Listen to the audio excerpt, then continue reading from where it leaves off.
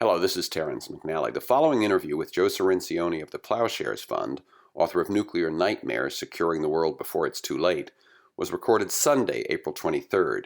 Friday, April 28th, headlines, quote, President Donald Trump saying there is a chance that we could end up having a major conflict with North Korea. Hello, I'm Terence McNally. Welcome to the sixth newly recorded episode of Free Forum in 2017. I'm going to be joined today by Joe CIRINCIONE, president of the Ploughshares Fund and the author of a number of books, one of them, Bomb Scare, The History and Future of Nuclear Weapons, and that's what we will be talking about. We will be talking about nuclear weapons and the various escalated threats and provocations that are in the news these days. After hosting and producing this show weekly for 17 years, I stepped away from recording new live interviews, and since then I've dug into the archives to stream what I feel is one of the best relevant earlier interviews each week on the Progressive Voices Network on TuneIn. But podcasts of years of interviews are available to listen to anytime, anywhere on iTunes and at my site, terencemcnally.net or aworldthatjustmightwork.com. They're the same site. But following the election of Donald Trump, I cannot resist exploring our path forward and in confronting him and his administration. On Free Forum, we've always explored the lives, work, and the ideas of individuals that I suspect have pieces of the puzzle of a world that just might work based on the fact that I believe we can do better, and I want to find out how. So first off today, I want to offer you a few websites for information on how to actively participate in the resistance to Trump and the movement toward healthy, progressive future we so desperately need. And I must say, I and thousands of people marched yesterday in defense of science, and the idea that we would be marching in defense of science in the 21st century is, you couldn't have told me that in junior high, high school, college, or maybe even 2 weeks. 2 weeks ago you could have, but a year ago maybe you couldn't have. But I found it a very, if you will, refreshing demonstration. I have a feeling that a lot of these people do not demonstrate regularly. They spend their time in their labs doing their work face down. And so the numbers of young people, the numbers of actual people who practice science out on the streets yesterday was inspiring. Here's a few websites for information on how to actively participate. IndivisibleGuide.com, Indivisible Guide, one word. OurRevolution.com, which is the kind of the current incarnation of the Bernie Sanders campaign. CourageCampaign.org in California. MoveOn.org nationally. 5calls.org, which is what are some calls you could make each week. And TownHallProject.com, which tells you who of your representatives might be holding town halls in your area and how to attend. So we're recording this interview Sunday, April 23rd, and here are just some headlines from the past 4 days, right? North Korea threatens to launch nuclear attack on Australia. China wants nuclear weapons eliminated in Korea.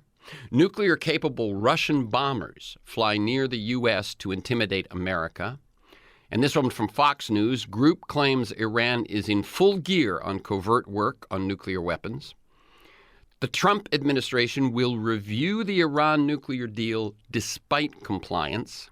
That came out this week. Charles Krautheimer, his headline is Crisis with North Korea Requires Action. And from the UK's Independent, what would happen if Trump went to war with North Korea?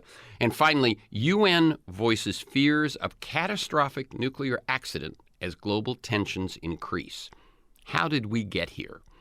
Remember 2015 when the big nuclear weapons news was the deal negotiated by the Obama administration with Iran? Sure, North Korea is always doing and saying something provocative with the only thing that keeps them from being Albania. And one can always worry about who's buying what on the global dark market for weapons technology. But why is the UN voicing fears of catastrophe? What role is the new Trump administration playing in the escalation of provocation? And are the UN's fears real? And if so, what can we do about it?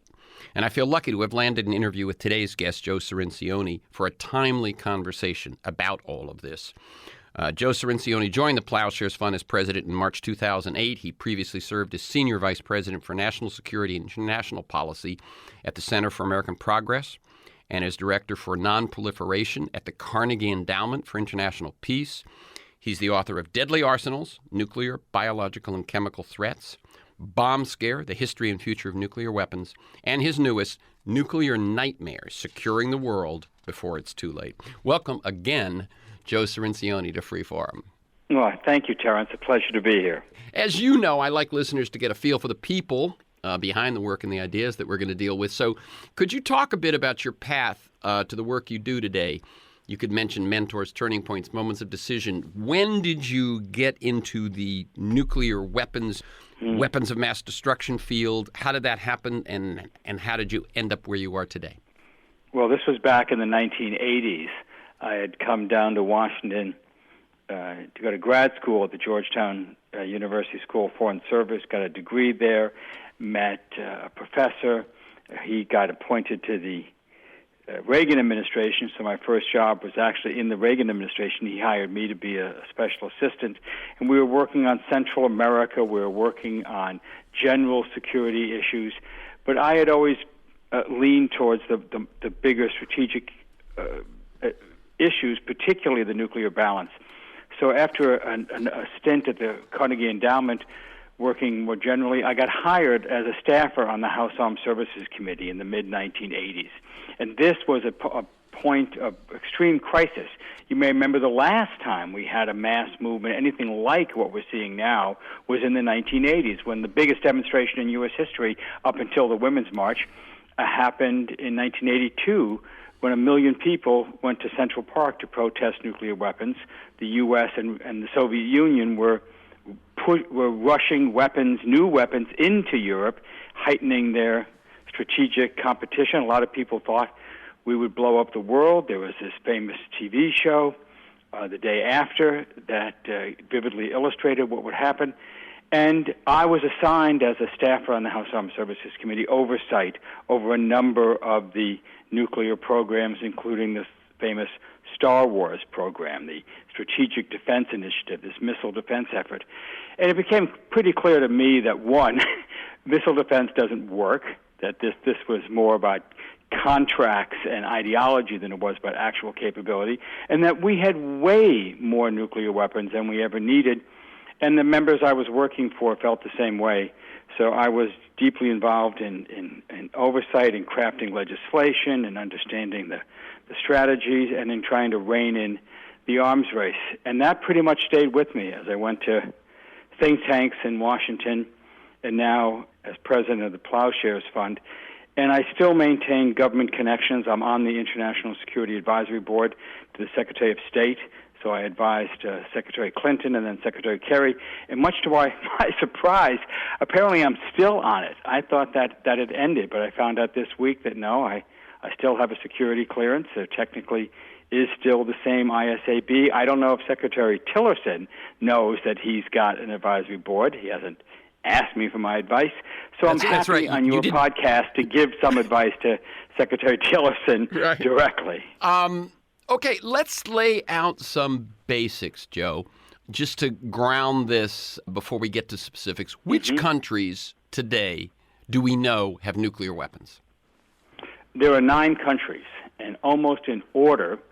And if you want to know the details of this, you can go to our website, ploughshares.org, spelled the English way, P-L-O-U-G-H, Ploughshares. And we have a stockpile report, so we'll show you the details of this.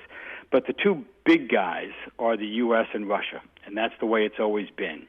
They have about 7,000 weapons each total. About 4,000 of those are in the active stockpile. So the United States and Russia both have 4,000 nuclear weapons ready to go, and then others in various reserve hedge funds and I actually call that, it's a hedge in case you have to upload more. And the rest of the world then splits up the 1,000 or so that's left over. There's 15,000 total. And so you have France, which has about 350. United Kingdom has, about 160. China has about 200. India and Pakistan then come in with about 120 each. Israel has, depends how you count them, and this is the most secretive of the programs, but about 80. And then you get down to North Korea. And North Korea has enough material for around 15 to 20 nuclear bombs. It's unclear how many they've actually built. So they're the newest member of the nuclear club, and that's it. There are other people that have had programs or even had weapons, but interestingly, more countries have given up nuclear weapons or programs over the last 30 years than have tried to get them. So right now, this nuclear club is fairly stable. There are no new countries knocking on the door. The two problem states you have there that people sometimes call outlaw states or rogue states are North Korea, which has enough weapons, and Iran, which doesn't have any weapons. And their program was recently dealt with, as you mentioned, diplomatically, rolling it back and freezing it. Mm-hmm. Freezing it for 10 years. When does that freeze come off? 2025?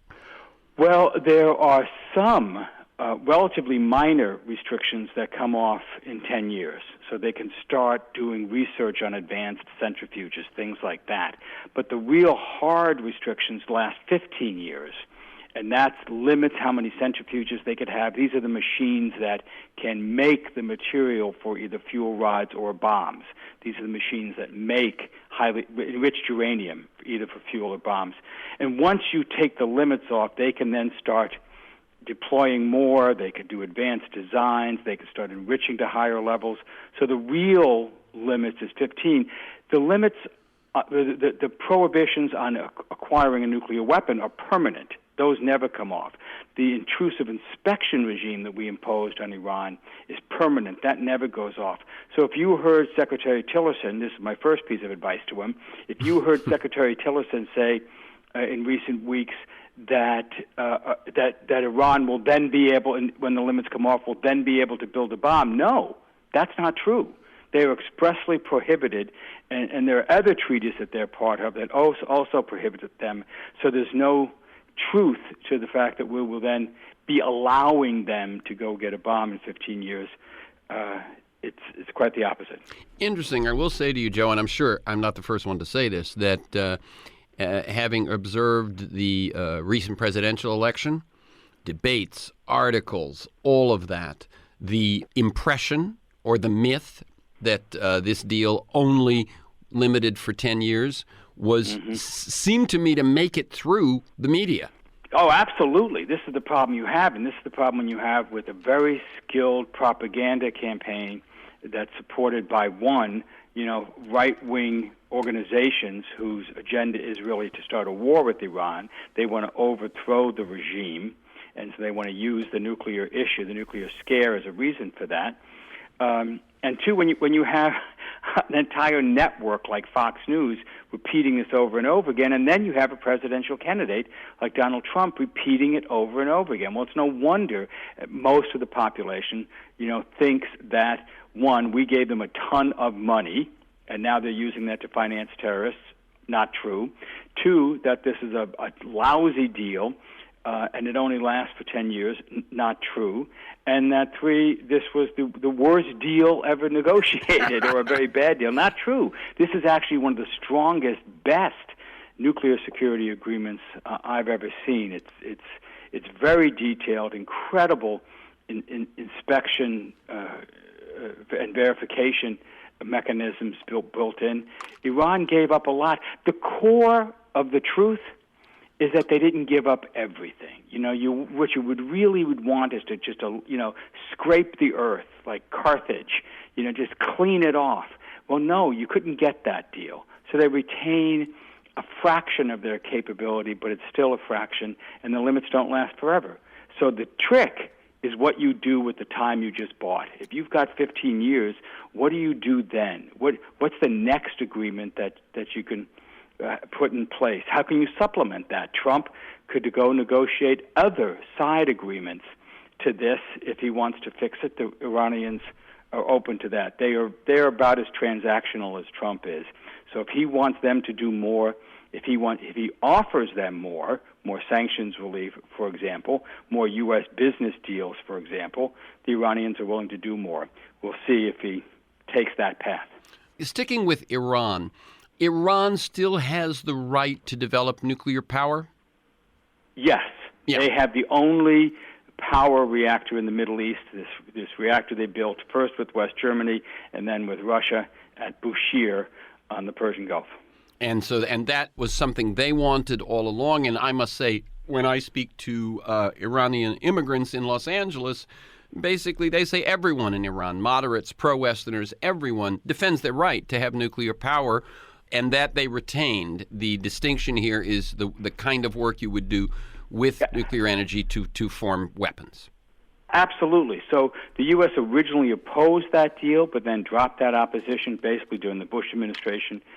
And in truth, because we didn't want this to be a cover for getting nuclear weapons. And so they can have the power reactor. They actually would like to build more. There are other countries in the Middle East who want to build more. And there is some economic sense to that. It is, why burn your oil for electricity when you can sell it for currency, particularly if that's your major export? Yeah.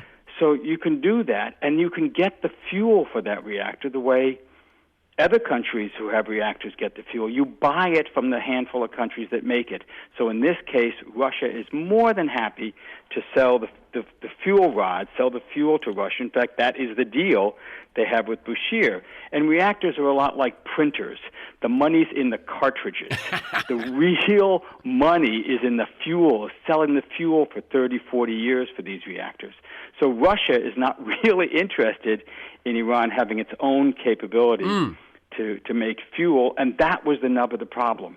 The very same machines, the centrifuges that Iran says it wants to make low-enriched uranium for fuel, can also be used to make high-enriched uranium for bombs. Do you trust them? Clearly, we don't. The rest of the world didn't, and that's why you had 6 nations, including Russia and China, negotiating this deal with Iran, and that's what makes this deal so strong. Right, and by the way, that is one of the facts which I think if we went out on the street right now and asked people, they would not know and would say, no, this is a deal that we made with them, right? Mm-hmm. Yeah. Exactly. I think so. They don't know that this was an international set of all the most powerful countries in the world, et cetera, et cetera. So it sounds like what you said is we've got a 15-year window here in which we can either work toward the kind of elimination we want, or we can actually do things vis-a-vis Iran that make it more likely that they would reinvigorate their program when 15 years are up. And that's kind of a question. Now, one other thing is there is an election upcoming in Iran. May 19th. Yeah, May 19th, very soon. And the former Ahmadinejad has announced that he's running. Now, I didn't realize when he announced, it seemed to me in the last 2 weeks that the election was that close, but I guess only America has elections that last forever. That's right. And you wouldn't know this from America's image of Iran, but Iran is actually a democracy in large part. It has elections, but it's limited. And this is, there's really only Israel is the real democracy in the Middle East. That's a free and open system. But Iran, is better than almost all the Sunni Arab states in the region. And these elections often produce winners that are unexpected. But here's the catch: the candidates, the number of candidates who can run are limited. The supreme leader rules basically on who gets to run and who doesn't. Yeah, and not just the number, but who, right? Yeah, who. Yeah. So just yesterday, the day before we're recording this, the supreme leader ruled out Ahmadinejad. So he is not allowed to run again for president. So he's out. The current president, Rouhani, largely considered a pragmatist. Some would say a moderate, but there aren't that many moderates in Iran. He's a pragmatist. He's still favored to win re-election, but you just don't know. Iranian elections are full of surprises. Yeah, now that's interesting to me. As I said, I hadn't gotten the last bit of news you just shared, which is that Ahmadinejad was banned by the supreme leader, but it means that it isn't just a moderate who would be banned, that he actually picks and chooses.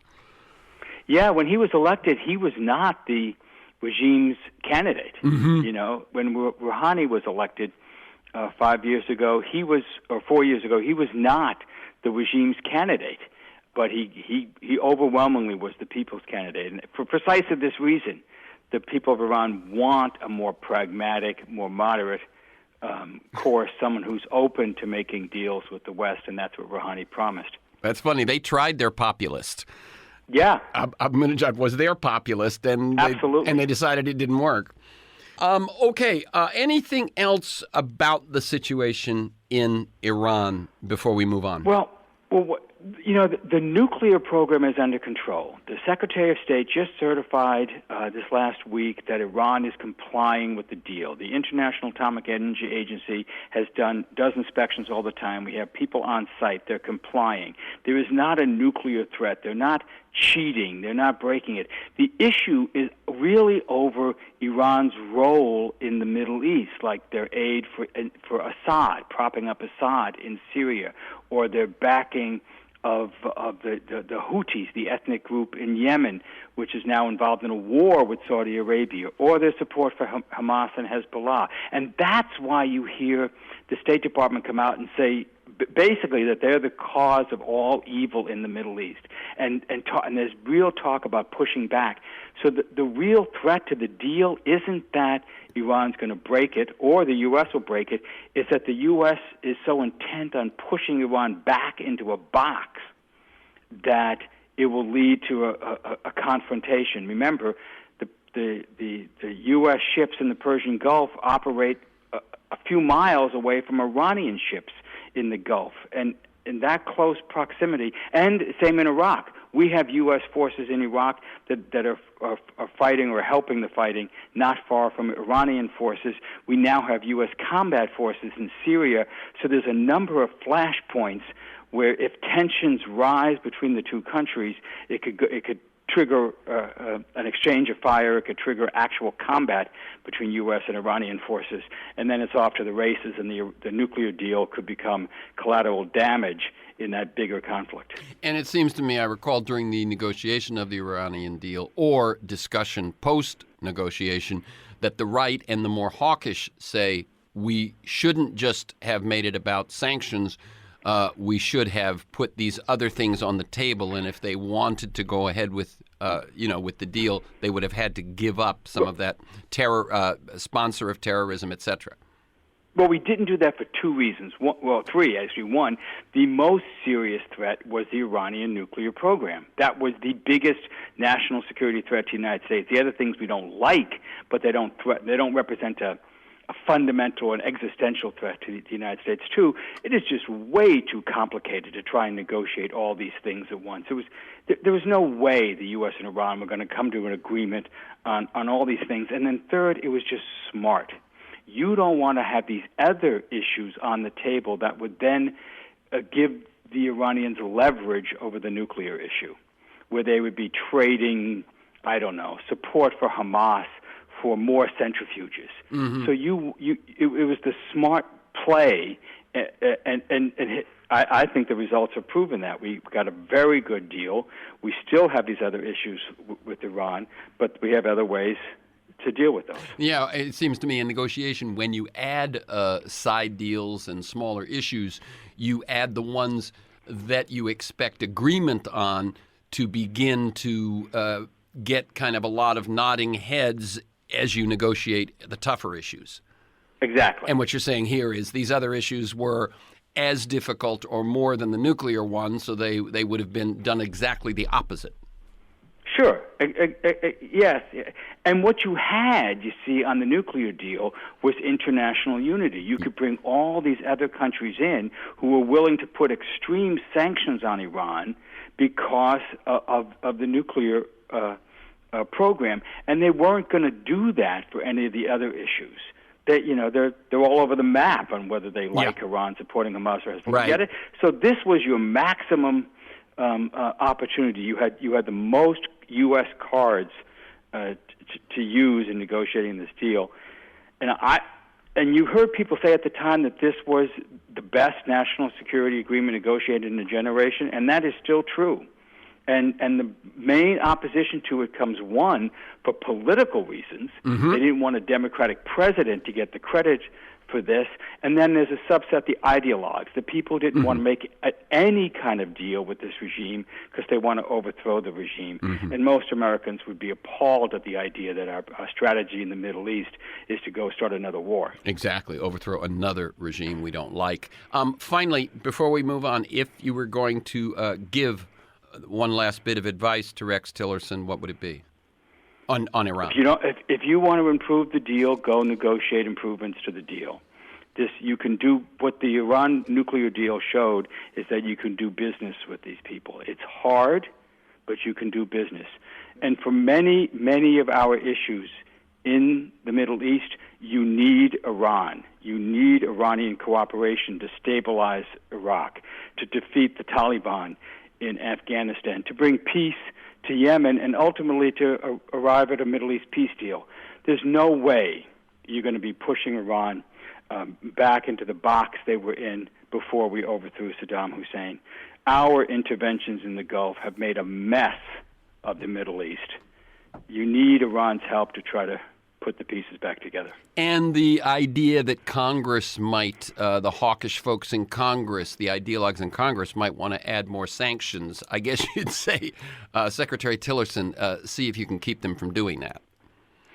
Exactly. There is room for more sanctions on, for example, Iran's support for some terrorist groups or their missile tests, which are not covered by the nuclear agreement. And so we'd have to negotiate something separately on that. But you don't want to do it in such a way that you reimpose some of the sanctions we just waived. I don't know if your listeners know. In exchange for them rolling back their program, then freezing it and putting it under a camera, we then waived some of the sanctions that we put on them until they would do these actions. So they took these actions, so we're waiving them, the Europeans are waiving them, the Chinese, so you can now do business with Iran. We still have unilateral sanctions that prohibit most U.S. companies from doing it. But if you then go try to slap those very same sanctions back on, that will be a violation of the deal. Sure. That will break the deal. That means Iran can then walk away from the agreement. We would have lost the international unity that put the sanctions on in the first place. There would be no restrictions on their nuclear program. We'd be off to the races, and the only option you would have there would be war. Okay. So that's Iran. India and Pakistan. Is there any news with either of them? What is the status of these two nuclear rivals? This is really the uncovered crisis. The nuclear arms race in South Asia is perhaps the most dangerous area of the world. You have two nuclear-armed rivals who have fought 4 wars, if you count the Kargil crisis, together, have unresolved territorial disputes, have extremists in both countries that want a war with the other side. And in the case of Pakistan, a collapsing economy, an unstable government, ISIS and Al-Qaeda groups operating within their national territory. It's really a recipe for disaster. And over the last 6 months, the fighting between the two over the Kargil border, the disputed territory between the two, has actually increased. You've had Pakistani or Pakistani-related groups going into India and killing Indian soldiers. You had India conducting its first cross-border raid into Pakistan territory. So it's calmed down a bit in the last month or two, but it still remains a tense situation. And if there is a military confrontation with those two states, it is very likely to go nuclear. And so what's the advice there? The U.S. is really ignoring this crisis, and unfortunately the Trump administration has left the State Department positions that deal with this vacant. Rex Tillerson is basically home alone at the State Department. None of the senior positions have been filled. By the way, same at Defense. Of the 50 positions at Defense, Trump has only appointed one. That's the secretary. So you have this sort of deterioration of the State Department. Trump plans to cut the State Department budget by 30%. These are the people that deal with crises like this. We don't have an ambassador to India. We don't have an ambassador to Pakistan. These people have been recalled and not replaced. You're basically strapping one hand behind your back and covering your eyes with a blindfold. So the main advice is staff up, get professionals back in, focus on this. Don't let this situation drift. So you're in Washington. You talk to people who know what's going on. You have coffee, right? Do people think that's going to happen? I mean, what it strikes me, because I kind of knew what you were saying was true, but I hadn't heard it as clearly as you said it. It feels like what we have is an administration that almost thinks of itself as a media company. So we pay attention to what gets headlines, and we don't even have anyone on the back burner paying attention to what might not. So your answer, when I said, do people think this is going to happen, your answer is no? No. I mean, on national security and foreign policy, there are Trump supporters who keep insisting everything is all right, but everyone else is somewhere between extremely concerned and a sense of panic about what's going on. About the common view is that this administration does not have a foreign policy. It does not have a national security policy. What it has is a set of impulses. And there doesn't even seem to be coordination between the president and his chief people, like Mattis or Tillerson. They will give contradictory statements on the very same day about key foreign policy issues. The National Security Council, which is supposed to be coordinating this, is just riven with feuding. And one of the key strategists, Stephen Bannon, is a person that doesn't want the State Department to be staffed up. He wants to, as he says, deconstruct the administrative state. He sees the State Department as a rival and doesn't want it to be increased, which is, of course, insane. But insane. It's insane. Yes, this is not what the show is about, but there is deep concern about the stability of the president, about whether he knows what's going on. It appears that he does not. He does not know the level of his ignorance, and he appears to get most of his news from TV, not from the intelligence briefings, not from the professionals in the Department of State or Defense, and he probably has drawn the wrong lessons from the military strikes in Syria and the dropping of the massive ordnance bomb on Afghanistan, which is that you do things like this and you get good poll numbers. Your popularity goes up. You appear strong. Will he take that lesson into the crisis with North Korea? Is this what he thinks he wants to do? So a man who's been impulsively tweeting is now impulsively firing missiles, and that could lead to major conflict in Iran or in North Korea. And meanwhile, these other crises like South Asia are just not getting attention. Wow. So you have the country that still remains the most powerful, the most influential, and yet not paying attention to whole areas of the world and not even staffed so that if something flares up somewhere like that, I mean, what happens? Is a sudden scramble between Bannon and Kushner and Tillerson and Trump, and they all say different things, and Trump does whatever impulse strikes him? So you have career officials, acting in assistant secretary positions and acting in deputy secretary positions, for example. But that's not the same as having your team, having the people that you trust, have the people that you're coordinating, that agree on your policy, being able to quickly implement something. So in a case of a crisis, you would get, all kinds of opinions, and there wouldn't be a clear leadership plan for how to approach this. You may think, and I think, and you may think, that the George W. Bush administration was catastrophic, that the invasion of Iraq was the worst strategic blunder in U.S. history and has set us back decades. But at least they had a competent team doing it. They were all in sync on this, and that's why they were able to do it. Wrong choice. Powell and Cheney and Yeah. Condoleezza Rice and Donald Rumsfeld. These guys were all in sync, all operating together, and they were fully staffed.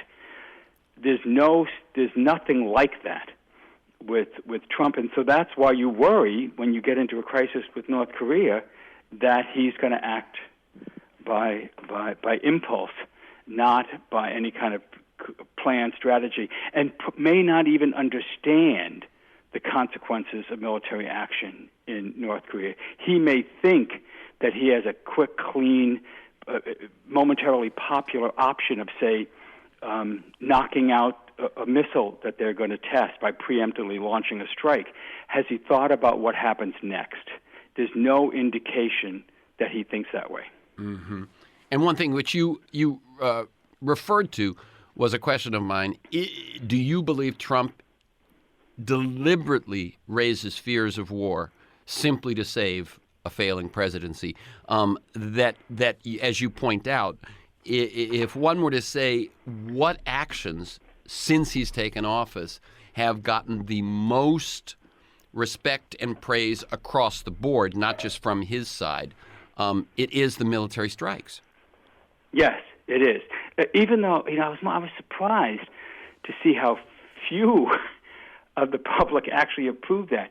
Depending on which poll, it's like 51% or 57% supported the strike. Interestingly, when you break it down by party, the same percentage of Democrats who supported a strike on Syria with Obama, which is about 38-40%, supported the strike with Trump. The difference is the Republicans who opposed it overwhelmingly under Obama and support it overwhelmingly under Trump.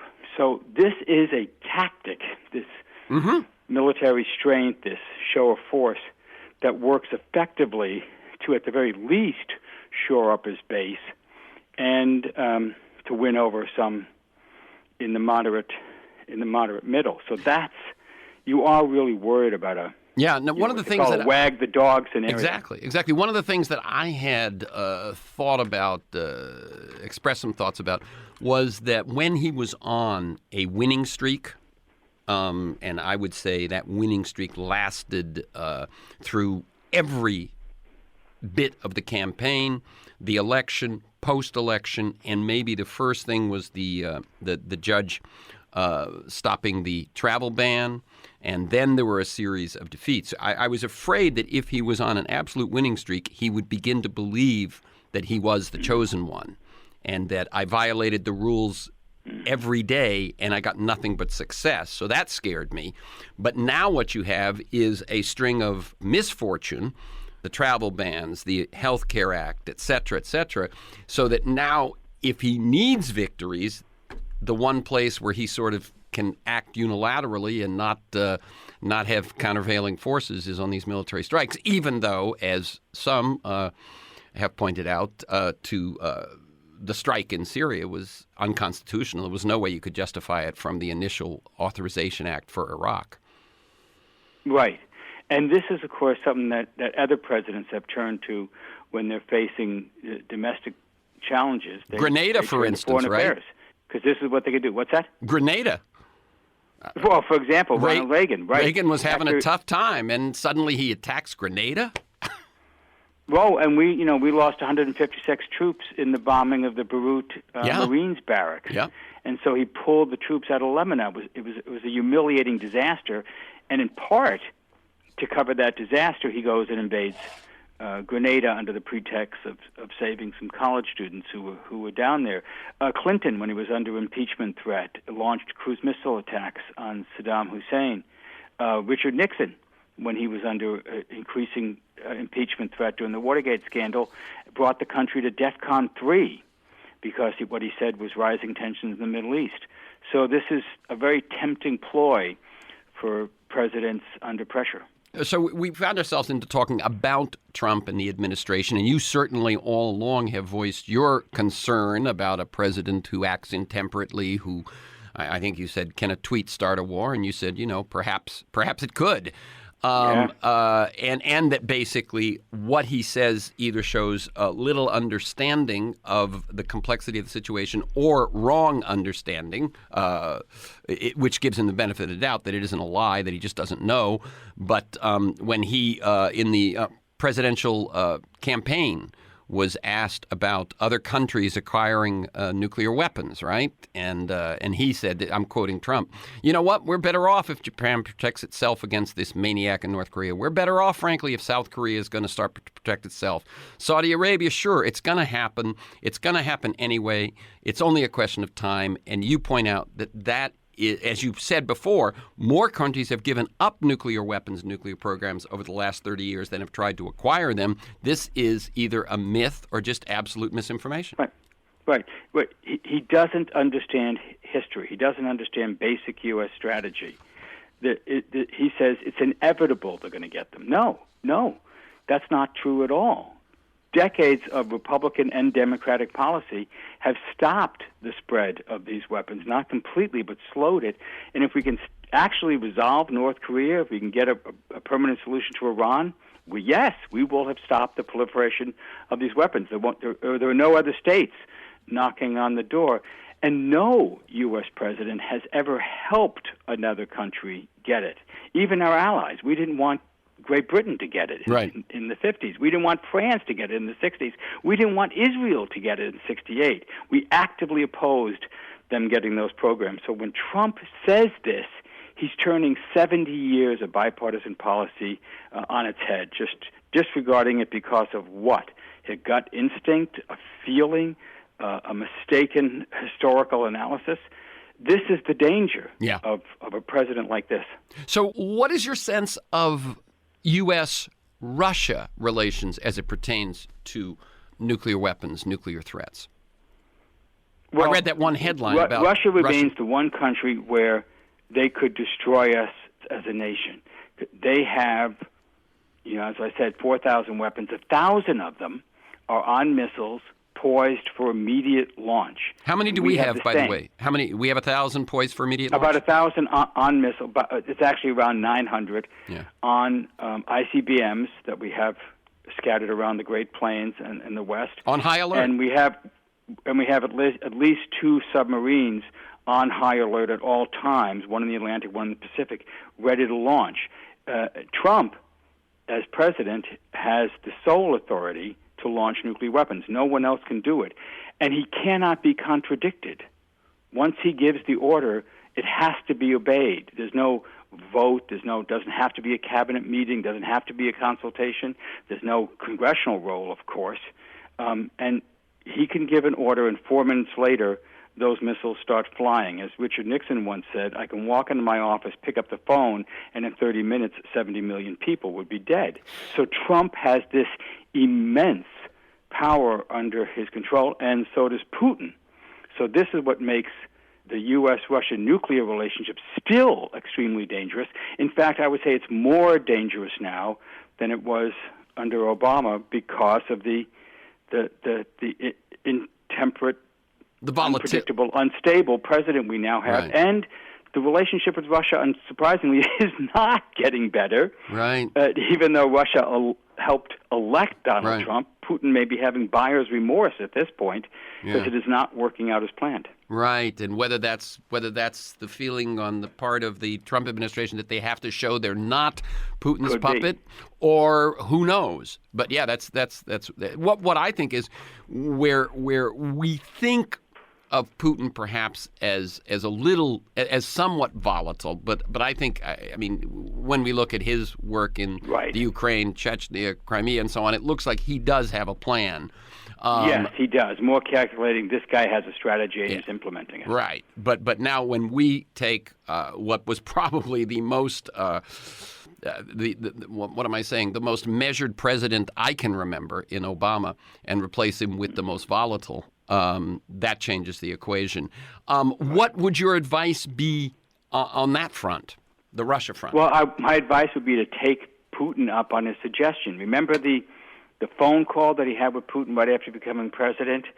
where he got into according to reports, he got into an argument with him about the nuclear agreement, the New START treaty. Right. He said, well, of course you like that. It gave you everything you wanted. No, it didn't. It was a completely balanced, modest little agreement.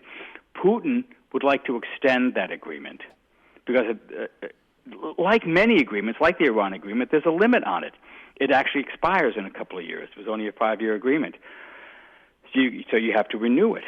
Well, you could take the option of lowering the number of nuclear weapons on both sides. The Joint Chiefs are perfectly comfortable with this. They've already said we could cut our arsenal by a third and still implement all the military missions.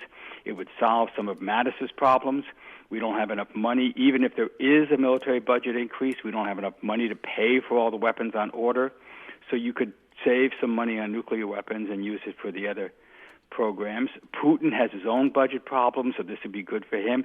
So there is a deal there to be made to make a big cut in U.S.-Russian forces.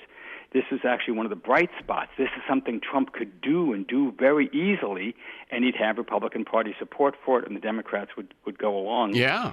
And I'm still holding out the possibility that this could happen. Remember, it's only 100 days so far. Yeah. A lot of things can happen in an administration. Yeah, of course, what goes through my head as you're saying that is who's has his ear on what particular day? You know, what has he heard or perhaps even read in the last 24 hours or 48 hours that leads him to make a decision or lead in a direction, and we don't know. So let's talk about North Korea. By the way, this is Freeform. I'm Terrence McNally. I'm speaking with Joe CIRINCIONE, president of the Ploughshares Fund, and the Ploughshares Fund is... It's a foundation that raises money from generous individuals and then gives it out as grants to the smartest people with the best ideas on how to reduce nuclear threats. Okay. We've been doing it for 36 years now. And the website is Ploughshares, and as Joe said, written the English way, Ploughshares. Plowshares.org, and it comes from the biblical reference, turn their swords into plowshares, right? Yes, and their spears into pruning hooks. Although I was interviewed by Stephen Colbert, and he said, that's a little misleading, because I know for a fact you can mess somebody up pretty good with a pruning hook. Yes. So what's going on with North Korea? What's business as usual, and what's new and different? Well, what's new in the last 2 years, and this is independent of Trump, is that Kim Jong-un, the volatile, unpredictable, impulsive dictator of North Korea, has accelerated their nuclear and missile programs. So they've done more tests of missiles and nuclear weapons in the last 3 years than they've done in the whole rest of the program combined. And they've been moving on this stuff for decades. First went nuclear under Bush, did more tests under Obama, and so they're accelerating. And they do not have a missile that can hit the United States yet. They can hit South Korea, they can hit Japan with a probably nuclear-armed missile, but they can't hit us, but they're working on it. And all the experts I know believe that they will get that capability. It's just a question of when. 4 years, many people think that's likely. A little longer, maybe it's 5, 6, but they're working on it. So you got to stop them. And this is what's pressing the issue. There are ways to do that. There are tools you have at your disposal. But Trump has said he will not allow this to happen. And when it would look like they were going to do a nuclear test on April 15th, this is the anniversary of the founder, his grandfather's birthday, he said there was a fear that he was going to take a preemptive strike. So you've raised the military tensions in the region without really a plan for what you would do, and once you started military conflict, how would you end it? As they say, tell me how this ends. And North Korea did not test. They had a failed missile test, but they didn't test the nuclear bomb, but they are going to. They are not going to stop. They will continue their testing for both. And so it's just a question of when they do it, and then what will the U.S. response be? And when you've committed yourself this way, like Trump has, you really are in what they call the commitment trap. If you don't take strong action, you look weak. Your credibility suffers. So that's the situation we're in now. It's as one of my colleagues says, it's like a slow motion Cuban Missile Crisis. Mm-hmm. People are moving forces in. People are taking military steps, and there's no diplomatic effort yet to try to resolve this by talks rather than military force. Okay, now with Iran, we can say all we want about them, but they are a stable regime. They are someone with whom sanctions and removal of sanctions to allow them to do business, help them economically. There's leverage there. At least the appearance sort of in the public imagination is that we don't necessarily have any leverage with the leader in North Korea. Well, we have limited leverage. I mean, we don't do business with North Korea. We've put sanctions on, but there's two things you can do more of. And one is there actually are more sanctions we could put on that would target specifically the leadership bank accounts, their ability to do business. And that's the kind of thing people are talking about, and I wouldn't be surprised to see that, more focused, direct sanctions that freeze them out of the international banking system. And the other, of course, is China. I was just going to say, my next question, what role can China play, and what do you expect them to play? Well, they can't play the role that so many on the right, like the Charles Krauthammer column says. The goal of U.S. policy, he says, is to put pressure on China so that they will clamp down on North Korea. Well, it's true that China is the major economic partner and enabler of North Korea. As Russia was with Cuba during the missile crisis, yes, right? Exactly. Yeah. And even more so. Yeah. I mean, the Chinese and the North Koreans used to talk about the relationship as lips and teeth, they used to say. Well, relations have been strained because of Kim Jong-un, and mainly in part because of him killing officials in his own government who were linked to China, friendly to China, or like his half-brother, Kim Jong-nam, who he killed in the Kuala Lumpur airport by spraying VX on him, was under Chinese protection. Yes, right. I didn't know like that. Michael Corleone knocking off Fredo. Yeah. Who was under his mother's protection. His mother died. Anyway, so the Chinese are not happy with Kim Jong-un. This is not part of their plan. They do not want a military buildup or certainly a military crisis. And so they are willing to clamp down, but they're not going to clamp down so much that the regime collapses, which is the Krauthammer fantasy, John Bolton fantasy, that this is how you solve the problem. China removes the regime. No way, because even though they don't like what's going on, what they really fear is a collapsed regime that leads to chaos in the peninsula, millions of North Koreans fleeing into China, destabilizing those provinces, South Korea possibly moving up and taking over North Korea, having a unified Korea, maybe with nuclear weapons now, but certainly allied to the U.S. That is not a scenario they want. So what the Chinese are telling us is they're willing to do more, they're willing to squeeze more, but the U.S. has got to be willing to talk to North Korea. The only way to solve this, they say, is through negotiations. And a lot of North Korean experts, believe that's true. There is a deal to be made. It's kind of like the Iran deal. You can't get North Korea to give up their weapons right now. That horse left the barn a long time ago. Maybe you could have got that 10, 15 years ago. You can't get it now. But you can freeze it. You can freeze the program. What my colleague Sig Hecker, the former director of Los Alamos Laboratory, says is you get the three no's. No new weapons, no more weapons, no export of weapons. You do that, and you've solved a lot of the U.S. national security concerns. That's a deal that could be struck. Why didn't Obama make it? He bobbled it. I am deeply critical of the Obama policy on this. They had something they call strategic patience. They thought they could outweight them.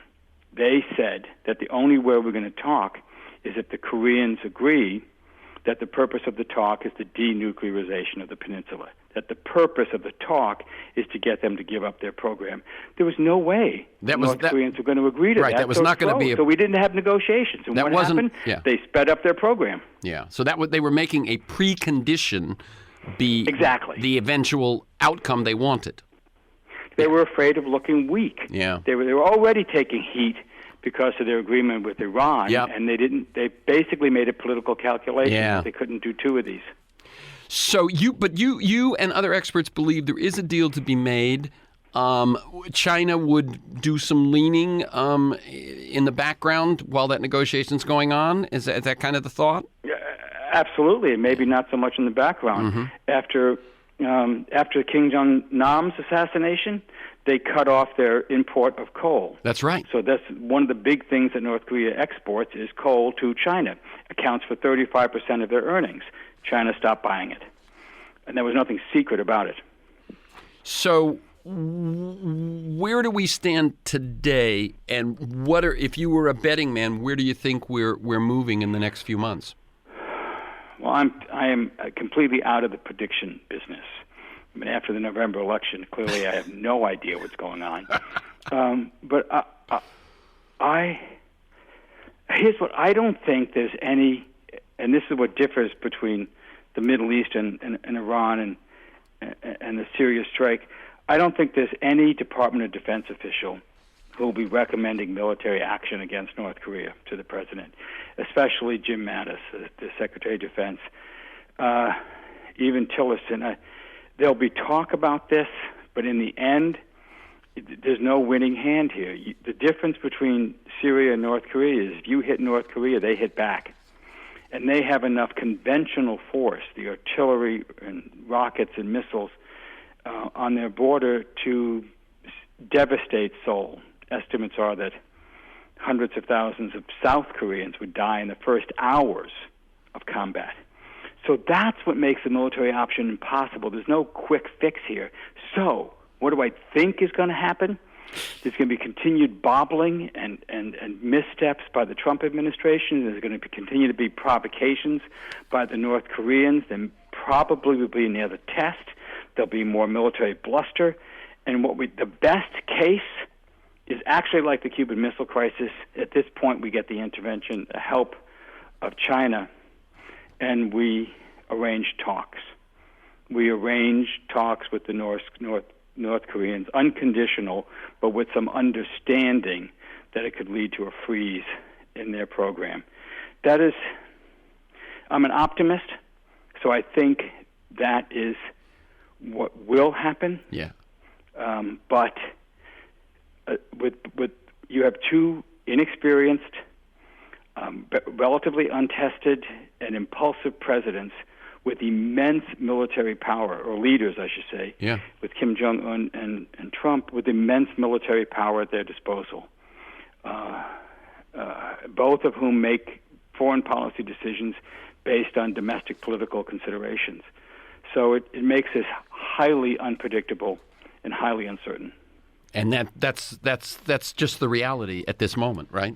Yes. So that scenario, that positive scenario you put out there, is if things get worse and people get more frightened that maybe both China and the U.S. Sanity will rule, and serious talks will happen. Right. Once the president realizes there isn't a winning military option. Okay. But it requires a lot. Right. He has to realize that. That's right, and he has to realize that the repercussions of an impulse in this regard are almost unthinkable.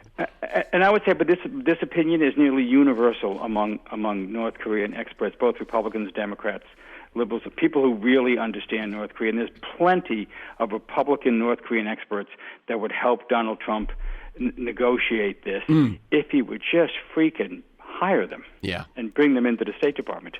Okay. And so, in addition to ploughshares.org, any other websites you'd send people to learn more about what's going on? Oh, one of the best out there is what people we support. It's called 38 North. They do some of the best analysis, including some great analysis of satellite surveillance of them. And there's a particularly good group of people at the Middlebury Institute out in Monterey, and you can see their work by going up to something called armscontrolwonk.org, or where they have lots of discussions about all this. And those are two of the best resources. 38 North and Arms Control Wonk. Yes. Okay. Thank you, Joe CIRINCIONE, and keep up the good work. For this conversation and many other interviews, articles, transcripts of interviews, and to join me in pursuit of a world that just might work, go to TerenceMcNally.net, TerenceMcNally.net, or aworldthatjustmightwork.com. They're the same site. If you want to receive my weekly email announcements of upcoming guests and issues, sign up at my site or email me at temcnally@mac.com, temcnally@mac.com. You can also subscribe and listen to the Freeform podcast on iTunes. You can find years of podcasts at my site, TerenceMcNally.net, or at iTunes. Listen anytime, anywhere. Please share this podcast widely. I look forward to being with you again soon.